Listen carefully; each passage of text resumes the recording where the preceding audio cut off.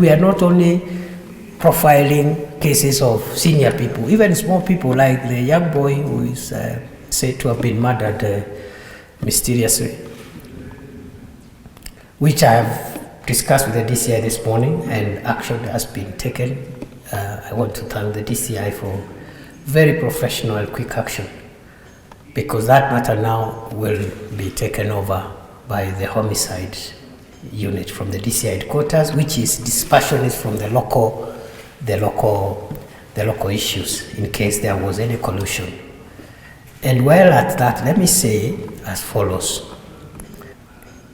It is the policy of this administration to make sure that all officers of government exercising their mandate in accordance with the law will be protected and defended by the government. At the same time, all officers of government who misuse the freedoms, the privileges of office to harass or to hurt other people, the government will, on behalf of the complaining public, isolate such officers, punish them, and deal with them in a manner that serves as an example.